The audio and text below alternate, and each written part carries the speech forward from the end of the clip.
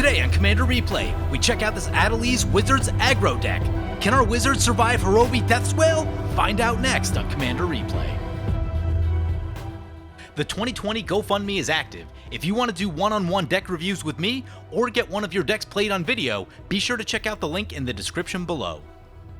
Welcome back, everyone. Playing some Adeliz the Cinder today. Today's deck list comes to us from Patreon donor Joe, and he calls this deck Adeliz Louis Armstrong Muscle Wizard Beatdown. I'm interested to check this deck out. This is an interesting little commander. I think I've seen it like one time. From what I can remember, it can be pretty quick. You know, take a look at the mana curve right here. You'll see a pretty low mana curve, so I think it's kind of like a aggro tempo beatdown kind of deck, so it should be pretty interesting. Is a little bit outside my playstyle, and by a little bit, I mean pretty far outside my playstyle. Is it beatdown? But we'll see what we can get going.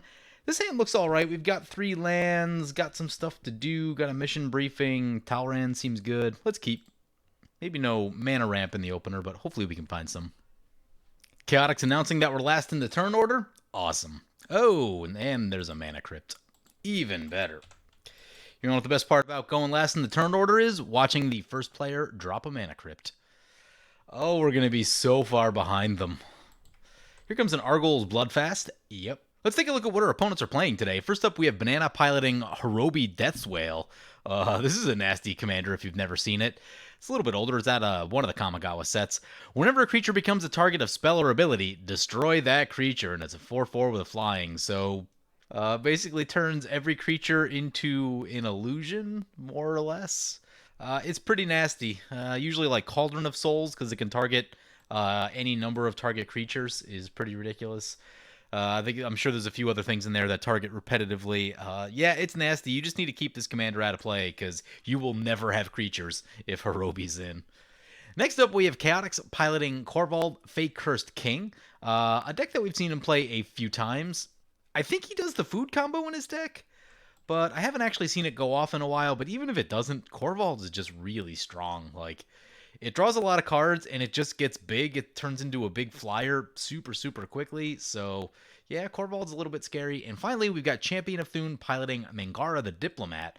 Whenever we attack them with 2 or more creatures, they get to draw a card. Whenever an opponent casts their second spell each turn, they draw a card. So, gonna be doing the mono-white card draw thing. We'll see what other kind of sub-themes they have going in there. But they get an Emeria down on turn 1, so, you know, that's a good land to get going. Anyway, that brings it to our turn 1. We draw an Is It Boiler Works. That's going to be a little bit awkward. Let's play the Scalding Tarn, crack the Scalding Tarn, get a Steam Vents. I did upgrade the mana base to this deck. They told me I could do so just to make it a little bit more consistent for the camera, just so we don't get color stuck on stuff. So we'll get a Steam Vents tapped, and no need to pay the life. Pass like that. Wins the Mana Crypt flip. Opponent's going to draw with the Bloodfast. Yeah. You know, in some sense, that's probably almost better than them, like, doing other stuff. I would rather they draw 2 cards right here than, like, either cast their commander or cast a Planeswalker or something. Paying some life and drawing some cards seems... I mean, in the long run, it'll help them out, but it's not going to cause them to immediately shoot past the rest of the table in the early turns here, but it will help them sustain a little bit better, so... you know, if someone's going to play a turn 1 mana crypt like that, I guess that's probably some of the least threatening things they could do with it while still doing something, so I guess it's fine. We're going to have to be fine with it. Sylvan Library coming down for Chaotix. Yep, that's a great turn 2 play, followed with a Pearl Medallion for the Mangara. Yeah, opponent's getting their stuff going. I'm feeling a little bit slow to the draw right here. Mana Rock off the top? Not a Mana Rock. It is an Arcane adaptation, though. Nothing really to do with 2 mana. It's kind of awkward. There's 22 2-drops in this deck. Maybe I should have just mulliganed. Maybe that's the issue here. There are not that many cards at 3 and 4 mana. About a normal amount at 3 and pretty low amount at 4, and we seem to have most of them. That's awkward. That is super awkward. Yeah, I guess it's just play the island and pass. Next turn, we can look at either our commander or the Wee Dragonauts. Another Mana Crypt flip on Horobi. Also, with them drawing cards, that does burn their life with this Mana Crypt. That's going to burn their life, so, oh man, wins 2 flips in a row. But if anyone can pressure them at all, and we can get them to actually lose some mana crypt flips, their life total will get really low really quickly, and they'll be in easy alpha strike range, just that their commander is like a removal monster, so there's also that. Here comes Horobi. Yep. See who wants to shoot that. You know, with that being in play, it may just make sense to go like Arcane Adaptation. We can't be the only one with incentive to get rid of it, so we'll see how this pans out. Sylvan Library trigger for Chaotix. I will say that is one of the difficult things with playing other people's decks, is knowing what a good opening hand looks like versus a bad one. To me, this hand seemed fine, but, as we kind of got going, I'm like, oh, wait, there's no ramp. Also, this deck has a ton of 2-drops. We should be doing something on turn 2, and we didn't draw into anything to do, and it's kind of like, well, maybe it wasn't such a great opening hand. Like, internally the clock of the deck, and you're like, you know what, I need to be doing more on these early turns, versus just kind of slow rolling everything here. So, yeah, I don't know, that's one of those things that, like, when you play people's deck for the first time, that's one of those things you don't necessarily have the breadth of knowledge to know what is a good keeper versus a decent keeper versus something you should mulligan. A good one, if you see like Soul Ring, Mana Crypt in your opener, like obviously it's probably going to be pretty good, but like, it's when you don't have that stuff, it's like, okay, what does like a medium but playable hand look like for this deck? Cracks a Fabled Passage. Wonder if they're doing like a Crucible of Worlds kind of thing in there. Definitely makes a lot of sense in mono white. They do drop down a Dawn of Hope along with a Soul's Attendant. That's some pretty good stuff right there. So looks like more life gain theme out of Mangara, and that's definitely a direction that you can take it. I would probably have at least some amount of life gain synergy in the deck. But it is cool because I don't think you necessarily have to go in that direction either. Like, it does have lifelink on it, which is very enticing. But you don't need to go that direction, so kind of cool. We draw a Temple of Epiphany. That's also a little bit awkward. So I think right here it's just going to be Mountain. Let's get the Arcane Adaptation in and see if anyone else wants to deal with the Horobi. We're going to choose Wizard. Next turn we can start trying to work on the Izzet Boiler Works and the Temple of Epiphany. Horobi going to swing into the Mangara. Sure. Putting commander damage on them is relevant because they can gain a lot of life. So there is some world in which the game goes really long and Horobi just has to get there with commander damage. Always good to keep in mind stuff like that. Like, you're like, all right, if this deck can gain a lot of life, then normal combat damage might not be good enough. Normal black finishers might not be good enough unless you're going truly infinite.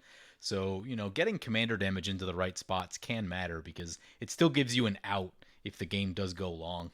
Opponent passes holding up their mana. They probably have an instant and or they're planning to draw a million cards with the Bloodfast. That would be my guess. I'm guessing there's probably some instants in that deck. So Chaotix drops a Phyrexian Arena and then taps out and passes. And Champion of Thune leaves all his mana up, taps out and passes. That does bring it back to our turn. We draw into a Myriad Landscape. Well, we need to get all the awkward tap lands in. Yeah, I'm just going to go for the Landscape right here since it is the slowest and most awkward of the bunch. I don't think it makes sense to run creatures down there right now. They are just sitting duck to this Horobi. Now, it could be interesting if we get to like the later parts of the game, let's say like turn 7, turn 8, without having really used many of our resources, especially if we can like ramp just a little bit. This Myriad Landscape, if we can catch a Mana Rock off the top, to get to the point where like you shoot Horobi at the end step, get it out of play, and then you drop down all your creatures and, you try to have just like 1 or 2 really big turns and then try to clear it out that way. It could be interesting because there's a lot of cheaply costed cards in the deck. A lot of the decks that I tend to play have some pretty expensive cards in them, some fairly high mana costs, and, even when you have like 10 mana available, you're still only maybe casting 2 cards in a turn, where this deck is going to be, I think, in the 3 to 4 cards a turn range pretty easily, so kind of interesting. Opponent draws a bunch of cards with the Bloodfast, goes down to 27 life. If they're not going to lose any of these Mana Crypt flips, then why not? And that will bring it back to their turn. Here is the Mana Crypt flip. Nope, 3 in a row. Still winning. Actually, more than that. Still winning those flips. Dark Ritual. Yep. Things about to get real, I'm sure. Cryptghast. Yep. Here comes the doubled mana. It's also life gain. Yeah, it's kind of a big deal. Soul's Attendant will trigger. Champ gonna draw with the Dawn of Hope ability since they did gain life. Yep. So just going on the card draw plan right there. Seems reasonable. We need some spells that we can target stuff with. Need like an Impact Resonance. Clean out everything on the board. Here comes a Blood Artist. Yep. Champ's going to Path to Exile the Cryptghast. However, Horobi will trigger, which means it gets sacrificed and does not get exiled to the path, and it'll actually fizzle the path, which means no basic land tapped, and it does not get exiled. It goes to the graveyard. Pretty relevant against the black deck. They can get it back. So Horobi swings back into Champ and puts him to 8 commander. Yeah, just going to keep stacking that commander damage on there. That will force Champ to act at some point. It's turn 5 right now, and if that just goes on for like 3 more turns, it's going to be an issue. Now, I'm anticipating between Chaotix and Champ, one of them's got to run into a board wipe. They're both drawing cards, so, eventually that's going to happen. Yeah, I mean, is it the most exciting board wipe to play right now? No, but there is a Horobi and a Blood Artist, and those aren't really things that you want to leave in play. Soul's Attendant can do quite a bit of work also, especially in that deck, so, yeah, is it the most delicious board wipe you'd ever play? No, but you'd be getting rid of some high priority targets. And that will need to happen at some point. These cards can't just stay in play and have everything be okay. That's a Vexing Shusher for Chaotix. That's actually a pretty big deal because there are a number of counterspells in this deck, and they can choose to make their stuff uncounterable. It's pretty good. Soul's Attendant will trigger. Captain Lannery Storm coming into play, yeah. Treasure tokens, pretty good with Korvold. Lannery Storm going to come our way. Yep, they'll get to create a treasure token. We take a hit, go down to 36. Champ drops a land and passes. I think just going to sit on more of this life gain, draw cards kind of business. Seems reasonable. Doesn't really make sense to drop a lot of creatures with Horobi still in play, though we haven't really seen the removal yet. Opponent's got some open mana. I'd have to imagine that by now they've got to have had to have run into something. They're at, they've been drawing a bunch of cards all game, so. Invigorated Rampage. Yeah, that's a finisher. Okay. I think I'm still just on the chill plan here of crack this Myriad Landscape. Seem to be more blue focused than anything, so we'll get 2 islands. We'll drop the Boiler Works, pick up an island, and we'll pass like that. Wide open. Wide open. This is not how you draw things up when you put this deck together. Immediately running into Horobi. All the creatures you want to play? They're completely useless. I haven't seen Horobi in a while. I think I faced one at the shop. Oh, man. Within the last 2 years. Maybe it was sometime last year, 2019, I would imagine. In that particular game, we were able to keep the Horobi out of play, so we were actually able to have creatures. The time I saw it before that, it's going back a lot of years at this point. They did the thing and no one had creatures and they got to win the game because they control what stays in play and what doesn't. But yeah, it's not one that I see often. It doesn't exactly evoke the fun side of Commander. It evokes the you're not going to have any creatures ever. Your Commander that you were super excited to build? Nope. So, I think it becomes a little more necessary and a little more fair game as you get to stronger decks, things that can combo off super quickly, commanders that are crazy value engines and all that sort of stuff. Then, Horobi totally in bounds at that point. If you're building some fun little tribal deck, then, that's not really a commander you want to run into. Now, I haven't played this deck before. I don't have a great feel on exactly how strong this deck is, but I don't think this is a cute little tribal deck. I think it's definitely a bit stronger than that from what I've seen in the past and from just kind of knowing how these Is It Tempo decks can work. Having seen other people play them a little bit, they can be pretty quick. It's not like the bad tribal tournament that we played last year or whenever that was. It's definitely going to be stronger than that. So I think Horobi's going to be in bounds for this game. Based on what my perceived power level of this deck is. Just that my perception's always a little wonky when it comes to other people's decks, especially if I haven't played them a lot. So, that is what it is. Opponent drops down a Wayfarer's Bauble and a Retribution of the Ancients. Remove X+1/+1 counters from among creatures you control. Target creature gets -X/-X until end of turn. So if removing counters is part of the cost? Yeah, removing counters is part of the cost. I assume that means you can't do it if you don't have counters. I don't know what the available cards are that just target things for free, but this one seems like you got to do some hoop jumping if you really want to make this work with Horobi. Yeah, just draw more cards down to 23. So if someone wants to put any pressure on the board at all, they'll go down pretty quickly. I could get like a counter spell. Actually, no, probably the best thing would just be like bounce or shoot Horobi. Yep, he's just going to keep working on Champ. We'll see if Champ wants to respond. Has 4 cards in hand.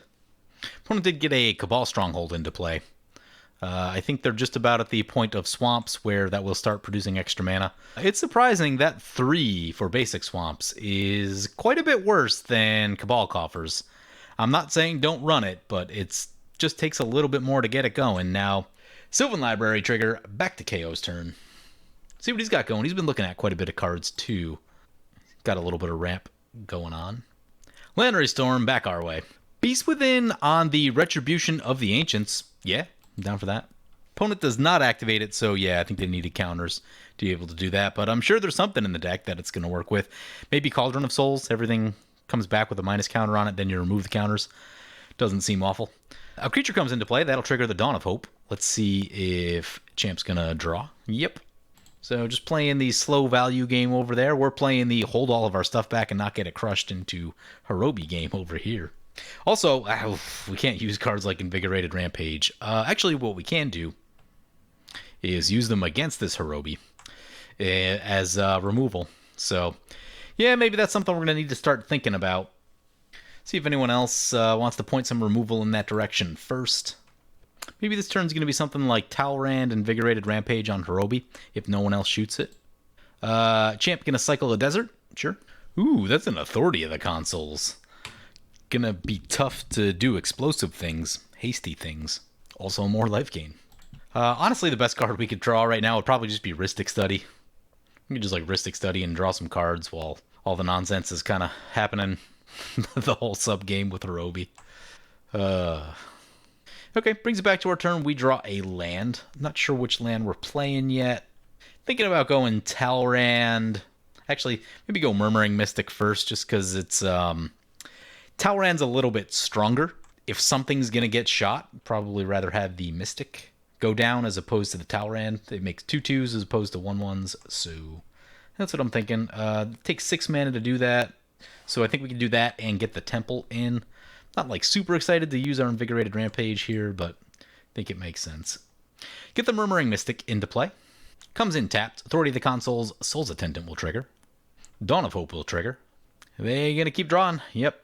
We are the blue deck, and we have drawn way less than everyone else. Super disappointing. Ooh, we can hit 2 creatures with the Invigorated Rampage. Okay. Blood Artist is a card, too. Choice is Blood Artist or Soul's Attendant. Definitely Horobi. I think Soul's Attendant. Soul's Attendant does a lot of work in that deck. Blood Artist will trigger. Hits Champ with the Blood Artist trigger. We get our Murmuring Mystic trigger, so we get a 1/1. It'll come in tapped. And then we'll play the Temple of Epiphany, and we'll get the Scry one. Polluted Delta on top, definitely to the bottom. We need action. Opponent wins another Mana Crypt flip. Have they lost any? Opponent's going to dread return their Horobi. It's back. Yep. Champ will gain a life. Was not anticipating a dread return right there. That unfortunately does not get the level of commander tax going that I was hoping for. You know, if you could just keep shooting that thing and tax them up on it, that's where you want to be. There's a Limdul, a Necromancer. Oy. Whenever a creature an opponent controls dies, you may pay 1 in the black. If you do, return it to the battlefield under your control. It's a zombie in addition to its other types, and it has the ability to regenerate a zombie. That's interesting. I wonder if they run Conspiracy, because then they can just regenerate everything and shoot it. I'd probably do it if it were my deck.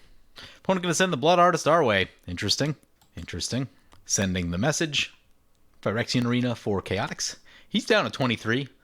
I think it's been mostly Sylvan Library and Arena life loss, though. I don't think he's really taken too many attacks from stuff, but he's up to 10 cards in hand. Well, 10 with the Library trigger on the stack. How he doesn't have just straight gas yet, I have no idea. He's ramped a little, he's got a bunch of lands, he's drawn a bunch of cards, he's done all the things. Captain Lannery Storm into Mangara. That's a Demonic Tutor. Yeah, that does things. Epic Downfall. Exile target creature with converted mana cost 3 or greater that will get sacrificed to the Horobi. Blood Artist will trigger. Cycles a Secluded Step. Champ must be sitting on like all lands in hand. He made a comment in the chat about having only Dawn of Hope plays last turn or so. So, yeah, it doesn't seem like he has too much going yet.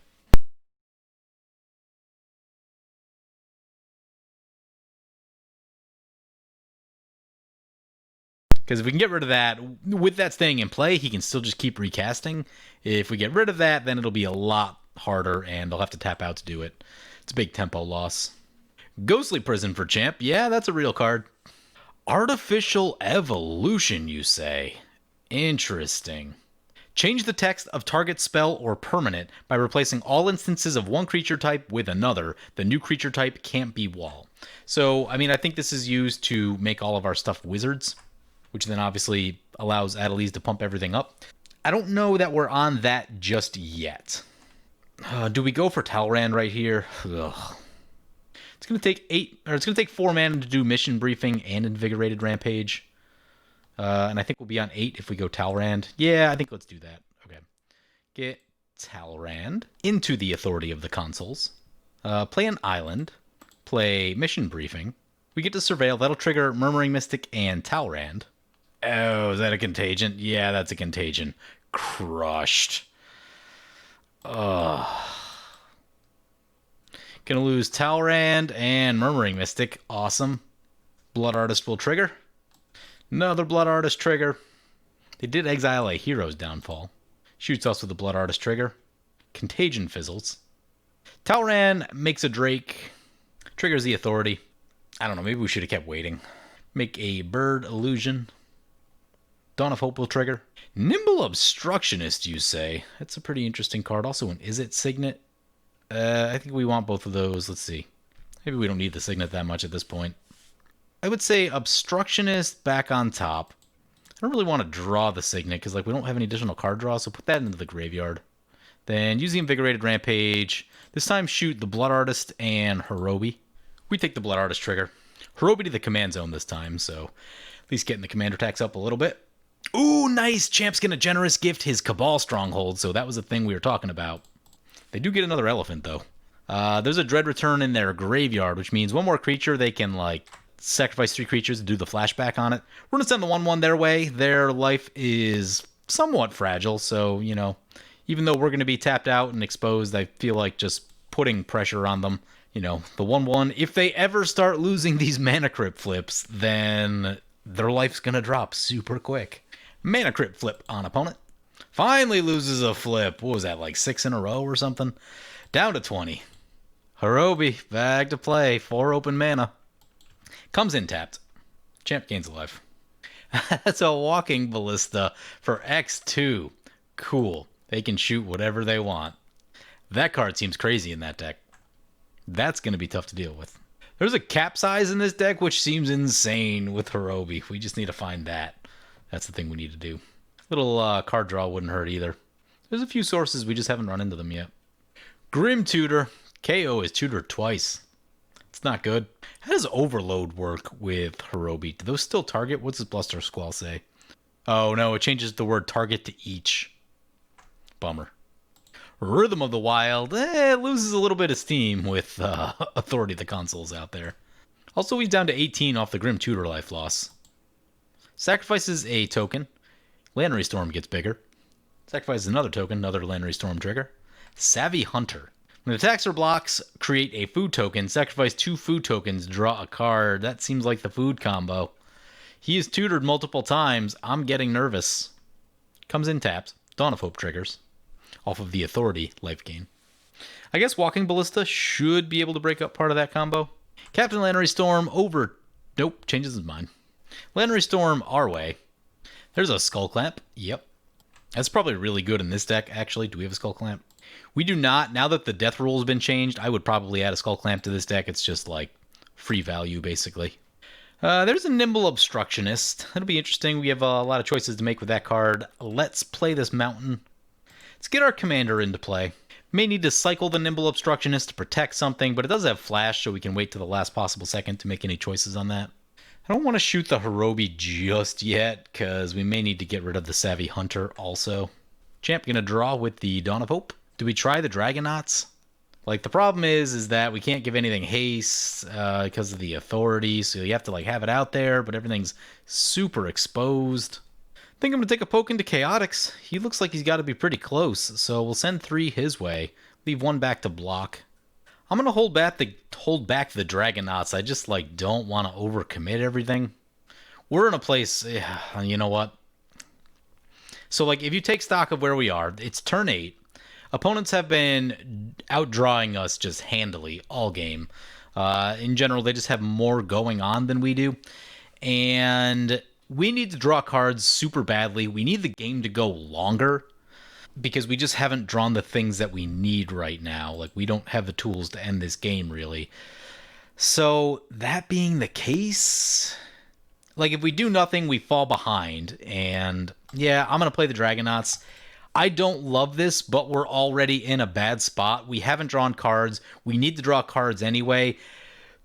Holding this one creature isn't going to make that much of a difference, I don't think, should the worst happen. However, if we catch a big spell off the top and we're able to pump a bunch of damage out, I think that's more impactful. I think the reward there is going to outweigh the risk of losing everything to a board wipe or Horobi or whatever the case is, because opponents are just set up way better than we are right now. We can't afford to, like, slow roll it any more than we have. I mean, I think KO is, like, super close to the combo with this Savvy Hunter. Hey, loses another flip. Down to 17, finally. Getting those odds to balance out. I don't know if I'd call it balanced yet. Got a bunch more flips to go for that, but at least starting in the right direction.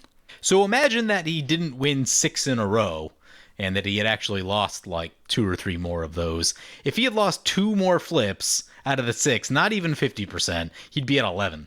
And then, you know, KO probably attacks his way. I probably attack his way a little more. Horobi gonna keep swinging into Champ. Yep. That was also one of the reasons that I left it alive. Has to pay for the Ghostly Prison, but Champ's at 42 with the Ghostly Prison. That's like pretty bad news for our deck. So, you know, let this commander damage sink in. If he wants to respond to it, that's fine. And he's going to play a Return to Dust targeting the Bloodfast. Doesn't actually solve that much. I guess it keeps him from drawing cards, or he'll have to make the decision right now if he wants to. Surprised he didn't main phase it because he could have got a second target. KO has 2 high priority enchantments, probably a third one with the Rhythm. We have the Arcane Adaptation out. I may have just tapped out for it, but maybe... Oh, you know what? Maybe he drew it off of Dawn of Hope trigger somewhere. That would make sense. That would make sense. So, Champ down to 38, up to 16 Commander. 2 more Commander hits. And that's lights out. It's not particularly easy to pump Horobi. You would need like some Anthem type of effect that doesn't target. Not that that's... they could be running a Cage Sun. So yeah, that's what I was talking about earlier. Just, you know, if this game slows down, just start putting the commander damage on there early. Now, everyone has incentive to get rid of the Horobi, but... And he's just going to pump up the Walking Ballista a whole bunch. Awesome.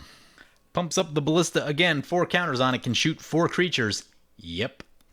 KO down to 14 off the Phyrexian Arena. Here comes Korvold. Yep. Korvold at least a nice target for the Walking Ballista. The more targets KO can present, more likely our stuff is to survive. He's going to Walking Ballista immediately on the Korvold. Yep, down for that. Oh, opponent says Clamp Nanbo with Horobi. Yep. So that stack resolves. Korvold goes down. Here's a Burnish Heart. Can't be countered. Nice. The 4/4 into Champ. Yep. Sacrifices the token to pay for it, and that'll create a food token. That's an Avacyn. That's a sacrifice.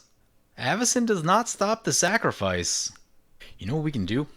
We can Artificial Evolution at the end step here and force the Walking Ballista action.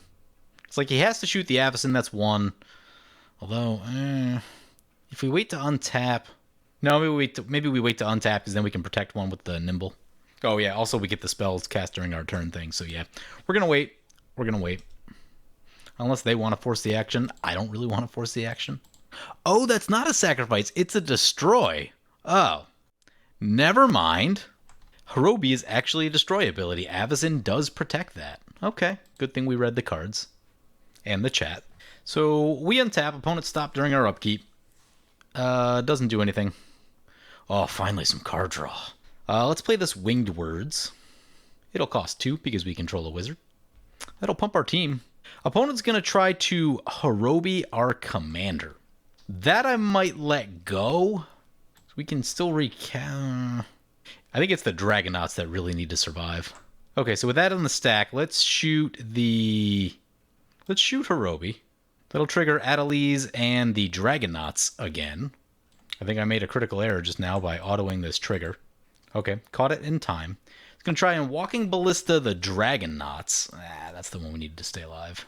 Do we let it go or do we try to protect it? Because even if we cycle the Nimble Obstructionist, then we counter the ability that they can just do it again.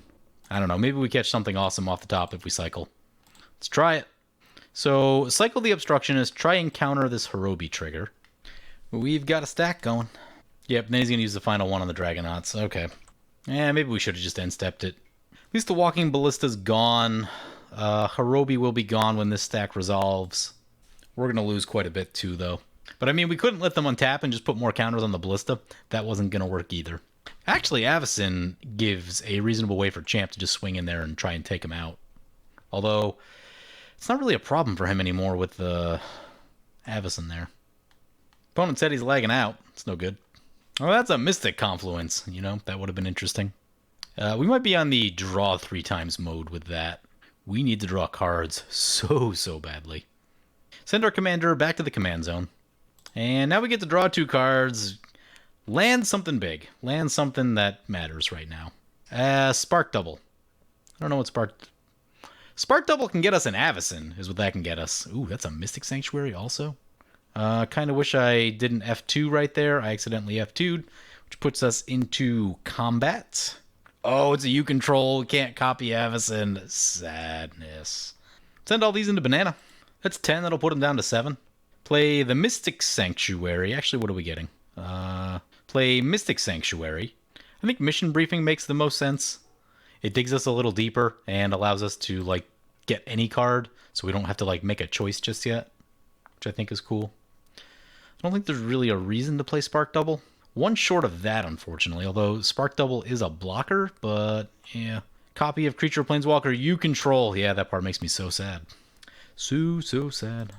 Yep, we are unfortunately short of the mana to really do a lot else. So I guess we'll pass like that and just accept the fact that we are wide open. Mana Crypt flip for opponent. They're dead to Avacyn either way. Could be... KO might have a little trouble getting through there. Loses the flip, finally. 3 in a row, I think he's finally lost now, so down to 4. Getting down there. Shuts off a lot of mono-black card draw. Life loss type. That's a fetch land. Cracking that fetch land puts him... Who's going to crack it? Puts it in Mana Crypt range. I guess if he has... No, Board Wipe doesn't solve Avacyn. Would need to be an exile or a sacrifice. Can't Toxic Deluge for that much. Could, like, Mutilate or something like that. Big Expel? Yeah, it looks like a big Expel. Sanguinate or Torment, which one is it? Finale of Eternity. What? Destroy up to 3 target creatures with toughness X or less. If X is 10 or more, return all creature cards from your graveyard to the battlefield. Ew. Their commander is in the graveyard. Goes for one of our Drakes, the Savvy Hunter, the Captain. Yeah, okay. Okay, that just happened. And opponent's got a bunch of stuff back. Horobi tapped, Cryptghast tapped, Blood Artist tapped, and Limdul the Necromancer all tapped. Authority of the Consoles triggers a bunch of times. Blood Artist trigger.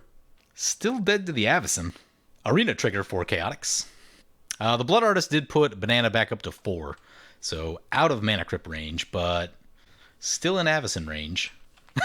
Champ says, everyone talking about Death by Angel? Yep, yeah. But Banana needs to go. Horobi cannot come back to play. We're going to have a bit of an uphill battle trying to get through Champ, though. He's all prisoned and stacked up over there, so that's not going to be particularly fun. Still in the camp of, I think we just need to draw a lot of cards. I might be on something like Mystic Confluence, bounce the Avacyn, then draw 2, and then probably try and do it again with the Mission Briefing on top of our deck. Hordeling Outburst, create 3 goblins, sure. 3 authority triggers. Dawn of Hope trigger. Korvold back to play. Yep, that's a nasty one. Can't be countered. Has Riot, but will be tapped. Triggers the authority. Sacrifices the thing. Blood Artist will trigger. Limb Duel will trigger. No mana, though. KO sacrifices and draws with Korvold. Yep. No attacks. Sends it to Champ's turn.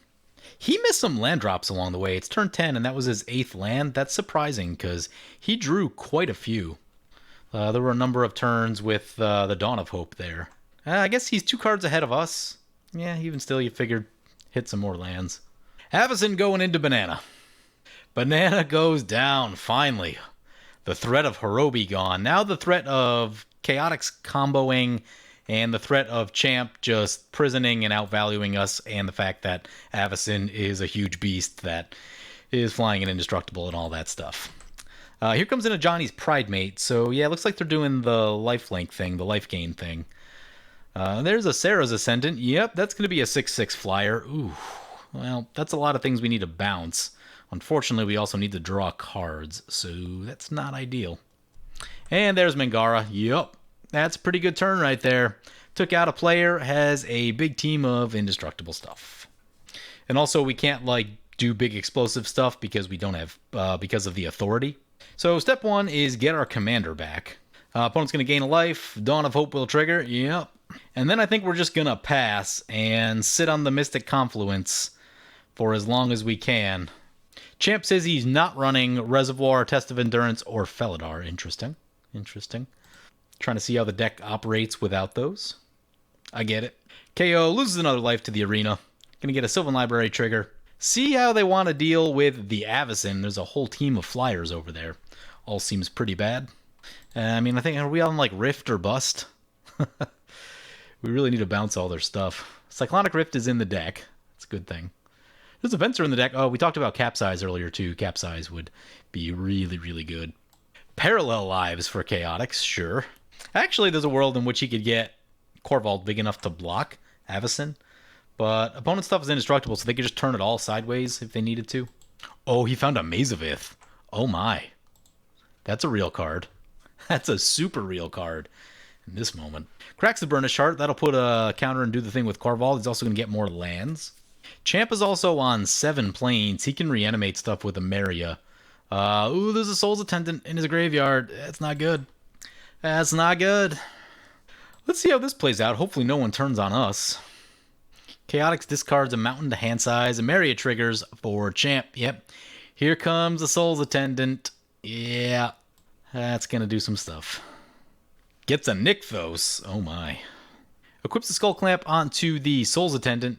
Yep. Getting that card draw. It dies. They're going to draw 2 cards. Makes 9 white mana. Hope this isn't an X spell. He can just pump it all in the Dawn of Hope is what he can do. Or he can play a Divine Visitation. Okie dokie.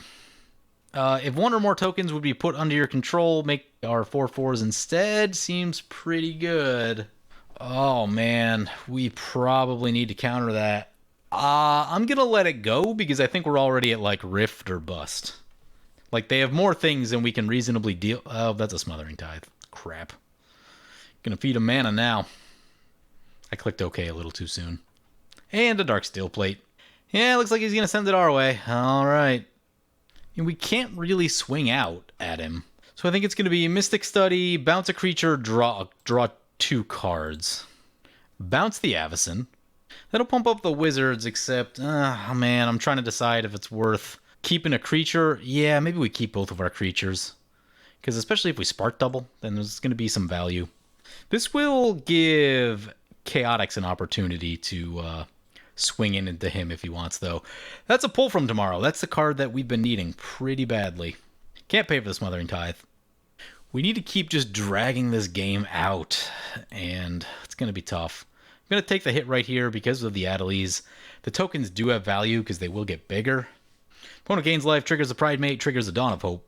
Wish we hit this Everflowing Chalice at anywhere in the first, 6 turns of the game. 7 turns of the game when we had a lot of not ramping going on. Man, I wish we could flash this thing in because I don't want to commit the mana to cast it and then, not be able to leave up Pull from Tomorrow and Mission Briefing into Mystic Confluence. Oh, Parallel Lives with Captain Lantern Storm makes 2 tokens when it attacks. Nice. That's a Thran Dynamo. Yeah, we're going to want to get that going. Smothering Tithe. Nope, they can have it. This will be a problem, though. We need 7 mana to do the Mission Briefing Mystic Confluence thing, but I also don't know if we're going to take lethal this turn. Maybe yeah, the risky line right here is just, tap out and try to make as much mana as possible. Maybe we do that, and we'll just anything we need to block with, we'll block with, and then try to go for a really big pull from tomorrow. I think that's the plan. So I think we can kick this thing 4 times. That'll trigger the Mangara. Pass, actually, We can get Spark Double into play, which we should do. If a board wipe doesn't happen, copy Adeliz. Authority will trigger. Pridemate, Dawn of Hope will trigger. Uh-oh, there's a Smothering Tithe and a Sylvan Library out. Sylvan Library trigger. Dawn of Hope, Pridemate. Brass's Bounty. For each land, he's going to make a treasure. That's going to be... Oh, it's going to be doubled. That's going to be a lot of mana. He's got 6 cards in hand. We'll see how this goes. Oh my god, that's 30 tokens. Big X-Spell and we all dead. Sax Treasure. Oh my, he's going to draw all of his deck. Here we go. Here we go. He's going to destroy a creature, make a food. Going to shoot the Sarah Ascendant, sure. All the draw will also trigger the Smothering Tithe a lot. Oh, our chances aren't good here. Here comes a Moldervine Reclamation. Whenever a creature you control dies, gain a life and draw a card. Up to 16 cards in hand. Korvold is very large. Here's a Pashalik Mons. Uh-oh. Goblin combo somewhere? Yeah, he can Goblin combo. He's not infinite yet. He's going to gain a lot, but he can gain a lot of life and do a lot of damage. Does he have another Goblin? Yeah, he's got Goblins. Gilded Goose. I believe that's part of the combo. Maybe it's not. Draws with a Dawn of Hope.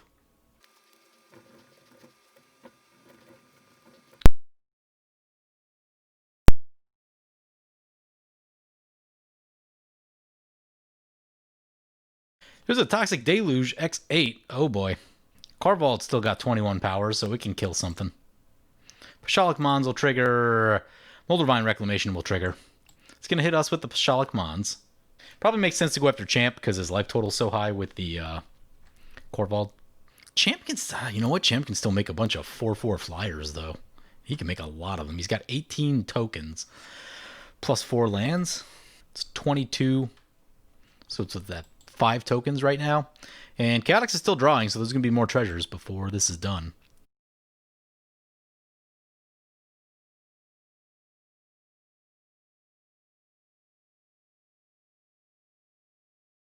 Oh, that's a Vandal Blast. Well, we're going to get punished. So Champ's going to start making a bunch of 4/4s. Chaotix will need another board wipe. Yep, here come the tokens. And so that was the problem, is that, like, you know, I know we had this mission briefing Mystic Confluence play, but, like, that doesn't solve all the problems that were going on. With Smothering Tithe, Dawn of Hope, and Divine Visitation, that's like bouncing a couple things and drawing a couple cards doesn't solve that problem. That's going to present too many threats. Chaotix's going to fire off a Barrier Breach, try and exile the Ghostly Prison, the Divine Visitation, and the Smothering Tithe. I don't know if he just drew that, but... it would have made sense to get rid of those a long time ago. I mean, the thing that we can hope for right now is, like, Champ makes a bunch of 4/4s and he has to play a board wipe, although he probably still comes in and kills us, so I think we're just dead. So he gets 6 4/4 Flying Vigilance. Yeah, it's all bad news for us. That is all bad news for us. So those all finally get blown up.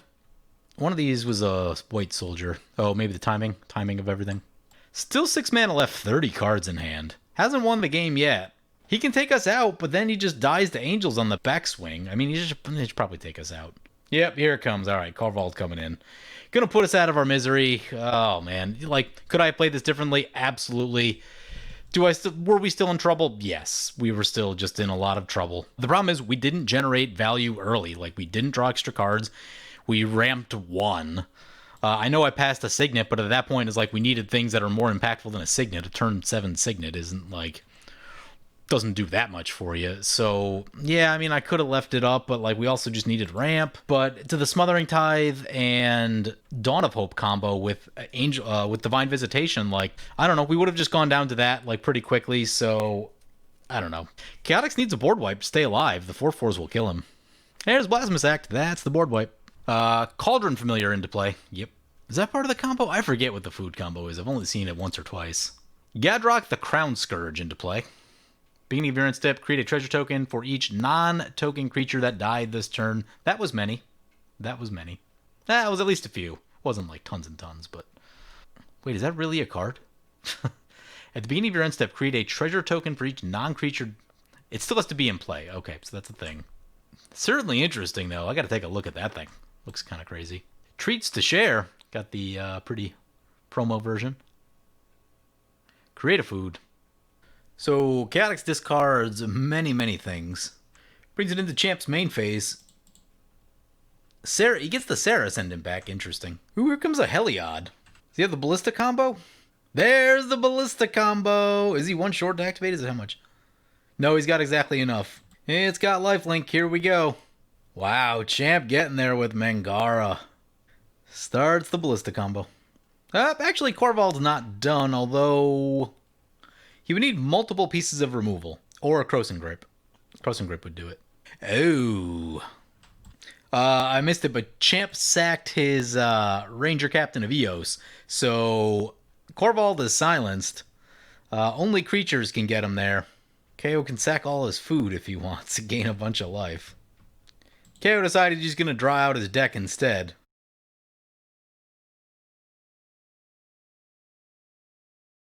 KO draws from an empty library. Champ takes down the match with Mangara. Yeah, Mangara looking pretty good. Didn't have like the best start, didn't ramp super well. They were just kind of hanging back, waiting for the game to shape up in their direction. And were able to take advantage of it. Anyway, as far as looking at this deck, is it aggro tempo is like not my strong suit, but I think there's still a few things that we can think about to make the deck a little bit better. One of the cards I saw, Thrill of Possibility, this thing's really doing nothing for me. I just don't love those style of cards. I don't even run them in red decks. I don't run them in Boros decks. You've got access to blue, you can do so much better. Windfall is a really serious Magic card. This says if anyone at the table drew cards, everyone's drawing cards. So I would get that into the deck. That's going to be way better than Thrill of Possibility. The other thing, too, I get it. This deck, it wants to run a lot of spells. I get that. You have a 3-mana 2/2 flying with haste. If this were my deck personally, I would probably run Sword of the Animus, Mask of Memory, and Dowsing Dagger. I'll put those in a little pile right here. I would probably run these, like... Mask of Memory and Sword give you repeatable value, and even though a lot of it wouldn't help us in this game, this was just a weird game because of Horobi. That's just how the game's going to go. The game's going to stall for a long time. If I had thought about it more, I probably should have just mulliganed to a hand with Rhystic Study, and things may have gone better for us. But, you know, I get it. They're not instants and sorceries, but... You know, I think these can be really good sources of repeatable value, especially with a flying commander, especially since there's a lot of flying tokens. I would run at least one or two of these, like definitely the Mask of Memory. The problem in this game is we didn't really draw, we didn't really ramp. Those were kind of the big things. Like, everyone else drew a million cards that game, and we did not. We didn't really even get ramp until, like, super late game. And I get it. Part of it is I probably should have just mulliganed. You know, looking back on it, I don't think it was the best opening hand, especially given, like, there's a large number of 2-drops in this deck, and we somehow missed all of them. So that was a little bit frustrating. And then by the time we really kind of got stuff that we needed or wanted, I think it was just a little bit too late. Could have played different at the end, but our opponents had so much going on, I just don't think it would have mattered that much. Sure, we counter the first big thing, but then if they send Korvold our way, and then if Champ stuff comes our way, I just don't know what that actually does. So, you know, the problem is we just got into a bad spot, and just everyone outvalued us super hard. So yeah, I would look at a couple of these. Maybe you can, I don't know, I'd probably go all three of them, honestly. Try to keep the spell count intact, so I might discard. I might get rid of a Worn Power Stone. Worn Power Stone is decent. I'm not in love with it as much as I used to be. It is feeling much slower these days. Sword of the Animist will be like equally slow, but gives you more durable ramp that can't be bounced with Cyclonic Rift and so on and so forth. So Dowsing Dagger can be a little bit fragile and can be annoying to flip over sometimes, but once it does flip over, it's so good. It's a bunch of colored mana, and save for Strip Mines, you know, it's generally going to be pretty safe. Does happen occasionally. It will be a target sometimes, but it is a land, so it is harder to target than most things. Speaking of Strip Mines, this deck also needs some ways to interact with problematic lands. So I'm going to go for Tectonic Edge and Ghost Quarter. Those are just nice cheap options to blow up. You know, there was an Emeria, there was a Cabal Stronghold. KO had a Maze of Ith that may have become a problem for us if we had actually had another turn. So just that type of stuff. I might also look at Jace's Archivist. It's a wizard that also windfalls. That's really good card draw. I'm going to bring that in. Other than that, I think one of the big problems in this game, or one of the big problems that I saw, is that like we didn't have a lot of ways to deal with problematic enchantments. And when you're in blue-red, You're just not going to have a lot of ways to deal with problematic enchantments. You're going to have to look into the colorless side of things more so than anything. You do have Chaos Warp, which is the easy one. You could look at stuff like Boomerang, which is like fine. You could also look at two other options, again, which are fine, but not incredible. The new Ugin. Old Ugin also, but Old Ugin is still rather expensive. It's also high mana cost, so, like, you know, I'm not saying you necessarily have to go that direction, but it's something you could do. But it's a great card, but I get it. It's expensive. It's high CMC. The new Ugin is reasonably castable and has the ability to blow up colored permanents, which is actually really, really huge. That means enchantments. So I would probably look to add that into the deck. You don't have tons and tons of artifacts, and it makes sense because of what the deck wants to do. But, you know, if you do have a colorless thing in your hand, you can take advantage of the cost reduction. So it's just something to be able to interact with enchantments a little bit better. Could be this. You could look at a Nev's Disc also. This is targeted versus a Nev's Disc, which is a little bit slow, but is a board wipe.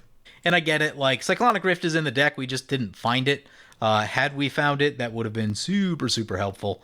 I know they're getting a little bit expensive now, but what's that thing called? Oh, Spellseeker's already in the deck. Okay, cool. We got that. So yeah, that's a big one. That'll help you find Rift, which that'll have a big impact on the game for sure. Land count is a teeny bit low, but the curve is also low. If you could get a Sapphire Medallion in this deck, and I know those are expensive. I think I looked and they were like $20. Something like that, which is, it's pricey. It is pricey. But if you're trying to have that big turn where you drop a bunch of spells, this is going to help you a lot. So I've added a few artifacts to the deck. You want to be careful with this. Everflowing Chalice is interesting. Like, it's not my favorite, but it's not terrible either. I think we can get rid of an Everflowing Chalice. I think I like these options better personally. And this is kind of my personal taste. Isn't something that I play every single day, so I don't know. Maybe these need a little testing. I don't know. I'd have to see the equipments. But I really do think it's true that, like, if I just ran this deck again without even making any changes, I think it would play a lot better than what we saw there. The Horobi matchup was terrible for this deck, and I think we also just drew super awkwardly, so I didn't love that. Another thing that I would do, I would probably add some more removal to the deck. I think it's actually pretty removal light.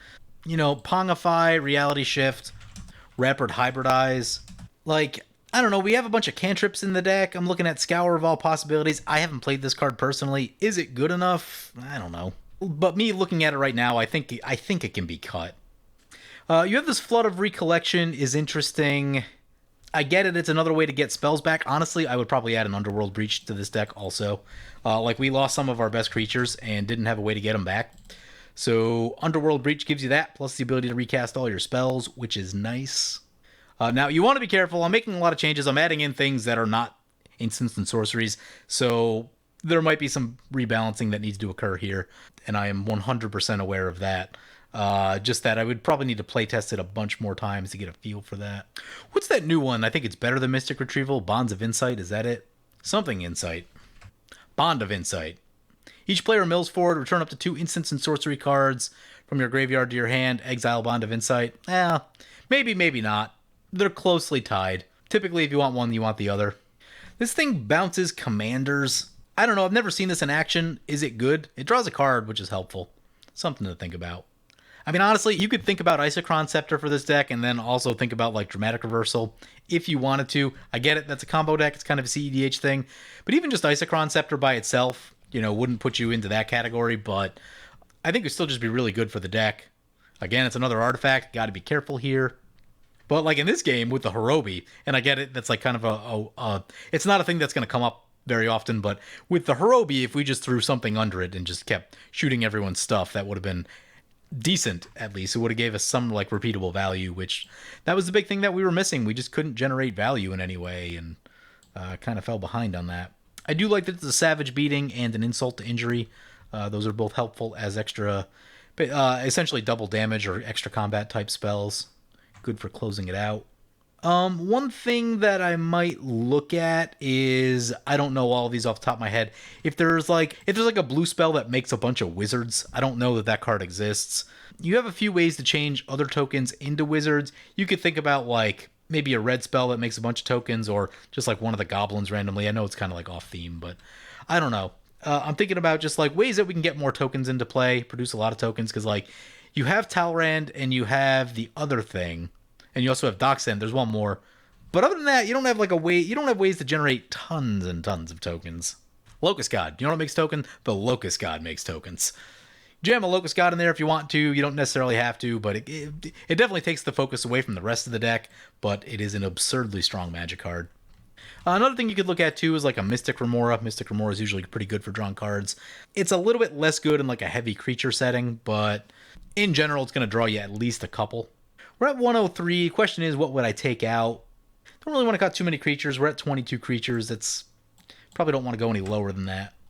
For this deck, I think I'm going to cut Sword of the Animist, keep Dowsing Dagger. There's an argument to both. Because this deck probably isn't going to attack like a Boros deck necessarily, I think the one-shot off of Dowsing Dagger is probably a little bit better because it's very immediate. Where Sword of the Animist, you probably want to attack at least twice with Sword of the Animist to really kind of get a lot of value out of it. And just, it takes time for that to happen.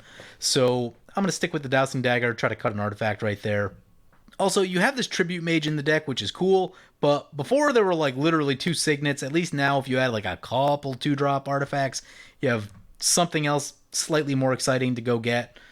I don't know. I think I'm going to get rid of this Leadership Vacuum. I need to see it. Like, it's not a card that I've seen very much. It's pretty narrow. Like, it'll stop a commander and you get to draw a card, which is cool, but we've added more card draw into the deck, so now you can just use more kind of standard card draw like Pongify, Reality Shift, that sort of stuff. And you can shoot whatever you need to, as opposed to just, you know, being limited to commanders only. Because there are plenty of nasty things that are not commanders that will definitely be a headache. So I did switch in a Fierce Guardship just because it was cheaper than Force of Negation. Force of Negation is super expensive online right now, so that was for my own budget, which is I can't afford a Force of Negation. That's not in the budget for me right now on Magic Online. So Fierce Guardship seems very, very similar in function. Looking at the Spark Double, it's interesting. Like, if we got to Live the Dream, it would have been pretty cool, actually, but we did not get to Live the Dream. I have a wonder if it's like, if that setup is like a little too glassy. I don't know. Could be interesting. I guess your commander has haste. Problem is there was an Authority of the Consuls in play, and that just made everything feel slow and terrible. There's just like not a lot you can do about that, but we need to cut some cards. What are we getting rid of? Feeling like maybe a 2-drop. What is the worst 2-drop in this deck? Snap is interesting. I might get rid of Snap. It makes sense in like certain combo situations. Oh man, I know it's got the land mechanic, and all the stuff with the land mechanic is like super busted, but I'm going to cut Snap. I know it's a good card. And it's mostly just because, like, I don't know what the weakest card in this deck is. I would need to play it more to really get a feel on that. But I think we'll be okay without it. I mean, sure, it's got the free clause on it with the land thing, but it's a bounce, and bounce is good, but it's not hard removal. So, you know, I'm more of a hard removal guy personally. That's where you see things like Reality Shift, Pongify, Rapid Hybridize. I really like those. So, you know, with that, I don't feel like I personally need Snap, but I don't know. Is Mystic Revival good enough? 4-mana sorcery? Yeah, get rid of Mystic Revival. We've got Underworld Breach, kind of fills the same role. I would, if you want something like that, I mean, Past in Flames, I think Past in Flames is super cheap now. If you needed another way to get things back, it gives you the ability to get all your stuff back, at least for that turn, so... and there's other things you could look at too. You could start looking at combo stuff with Underworld Breach. Mana Geyser becomes really good with Underworld Breach. And there's some other stuff. So anyway, yeah, that's some of the changes I would make. You may need to rebalance it a little bit. Like I may have added too many artifacts. That may be a thing. I may need to cut an artifact because you do have to keep the spell count high. I get it. But I've added a bit more card draw. I've added just a little bit better removal. Ugin gives you something against enchantments because you're super weak to enchantments. A little bit harder creature removal with Pongify and Reality Shift. And just some more value generation with Mask of Memory and Dowsing Dagger, being that you have a, cheap flying hasty commander. So, so I wouldn't change a lot. And like I said, I think if I ran this deck out there without making any changes again, I think we would just have better success. I don't think I kept a great opener. Horobi is a terrible, terrible matchup for this deck. So with all that in mind, that kind of led us to where we are. But anyway, hope you guys enjoyed the video. As always, feel free to comment, like, or subscribe. Thank you for watching. I want to thank my awesome Patreon supporters. We have a bunch of new Patreon supporters in The 7 Deadly Sins and Scott Wicker.